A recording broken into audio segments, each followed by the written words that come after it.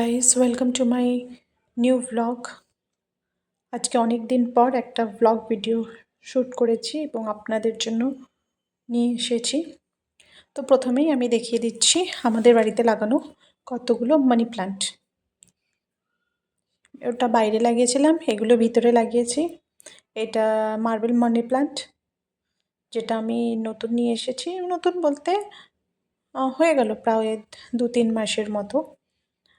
তার সাথে সাথে এই গাছটি আমি নতুন নিয়ে এসেছি। এই গাছটি আগে আমাদের বাড়িতে ছিল, কিন্তু যত্নের অভাবে মরে গেছে, তাই আবার নিয়ে এসেছি। নিয়ে আসাতে দেখুন কি সুন্দর ফুল ফুটেছে না। এখন বিকেল বিকেল প্রায় 4টা থেকেই আমার ব্লগটা স্টার্ট করেছি।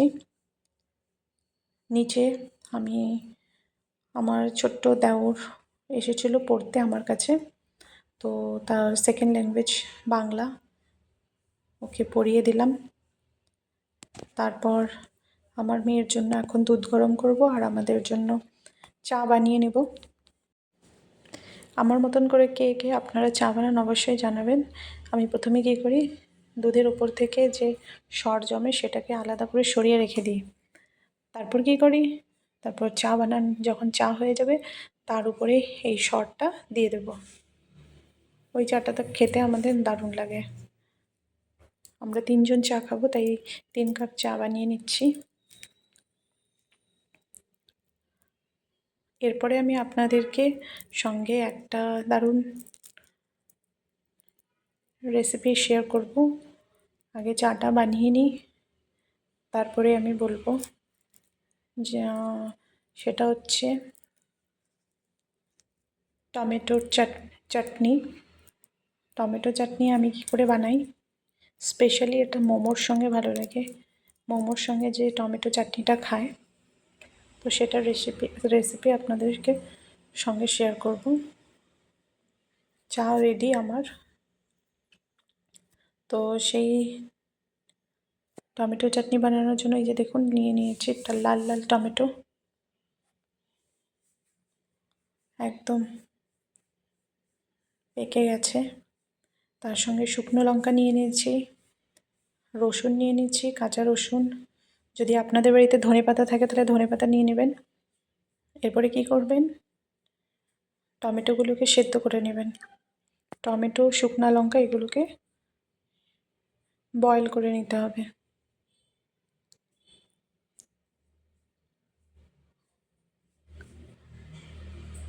যত বেশি শুকনো লঙ্কা দিবেন না, ঝাল হয়ে যাবে। আমরা অনেক দিন পর এই চাটনিটা বানাচ্ছি, তো ভাবলাম আপনাদের সঙ্গে শেয়ার করি। এই দেখুন সেদ্ধ হয়ে গেছে। সেদ্ধ হয়ে যাওয়ার পর টমেটোর উপরে যে খোসাটা সেটা ছাড়িয়ে নিতে হবে। তারপর কড়াই গরম করে দিয়ে দিতে হবে সরষের তেল।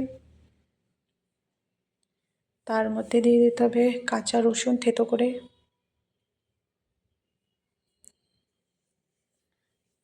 বা হালকা ফুটো করে দিতে পারেন। তারপর টমেটোটা দিয়ে দিতে হবে। তারপর ধনিয়া পাতা থাকলে ধনিয়া পাতা দিয়ে দিতে হবে। আমার কাছে ছিল না তাই দিইনি, কিন্তু আপনারা অবশ্যই দেবেন যদি আপনাদের বাড়িতে থেকে থাকে। তারপর লবণ দিয়ে দেবেন। লবণ দিয়ে দেওয়ার পর টমেটো থেকে যে জলটা বের হয় সেই জলটা পুরো ড্রাই করে নিতে হবে।